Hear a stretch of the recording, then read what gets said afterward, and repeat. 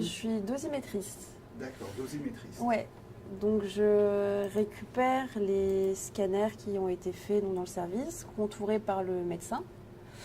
Et donc l'objectif, c'est d'optimiser une dosimétrie, donc de créer des faisceaux, une balistique, et d'essayer donc au maximum de traiter la tumeur et d'épargner au maximum les tissus sains autour, les organes à risque autour, qui ne doivent pas être traités le moins possible. On va calibrer les machines pour être sûr de la dose délivrée. On va calibrer les logiciels qui vont calculer la dose. Et du coup, on est un peu la qualité de la radiothérapie.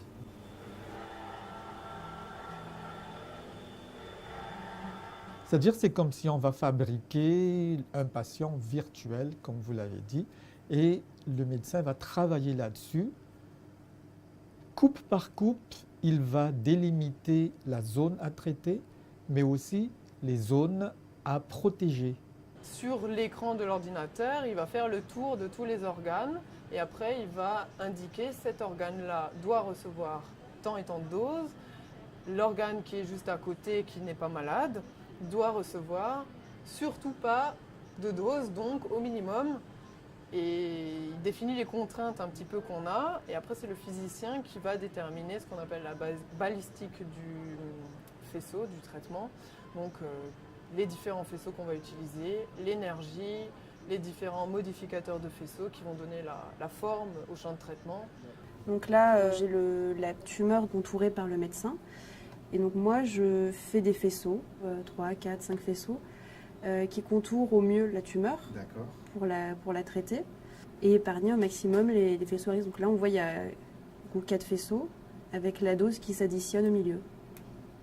Ces petits rectangles-là, ce sont les C'est lamelles qui sont dans la tête de l'accélérateur. et c'est ça qui se règle. Oui. Donc c'est sur mesure, bien sûr, pour chaque patient. Complètement. C'est vrai que depuis les années 2000, la radiothérapie va super vite. Que ce soit pour le repositionnement du patient ou pour le traitement. Et il y a eu régulièrement des upgrades, des mises à jour de nos machines. Et là, on atteint, je pense, ce qui se fait de mieux en radiothérapie avec une nouvelle machine qu'on va mettre en place.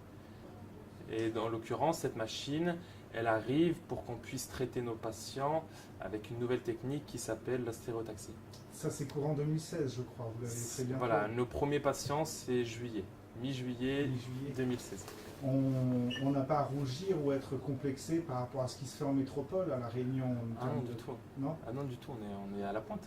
ah ouais. Ouais, on est à la pointe. Ouais. Il n'y a pas beaucoup de centres, je n'ai pas les chiffres exacts, mais là, aujourd'hui, la stéréotaxie, c'est peut-être un tiers, voire moins, des parcs de la métropole. La stéréotaxie, quelle va être la grande différence avec les machines que vous avez à l'heure actuelle? Quelle est sa spécificité à cette nouvelle machine? Donc cette nouvelle machine, elle est beaucoup plus pointue d'un point de vue mécanique, d'un point de vue imagerie de repositionnement du patient et d'un point de vue délivrance de la dose. C'est le niveau de précision de la machine Exactement. C'est le niveau de précision. Après, on a pu développer des logiciels avec des processeurs beaucoup plus puissants. Du coup, on peut calculer des doses dans des champs beaucoup plus petits, ce qui n'était pas possible jusqu'à il y a quelques années. Donc aujourd'hui, on est capable de délivrer de très fortes doses dans des tout petits volumes. Je comprends. C'est-à-dire des toutes petites tumeurs. Exactement. Okay. Exactement. Des toutes petites tumeurs ou des métastases de très petite taille.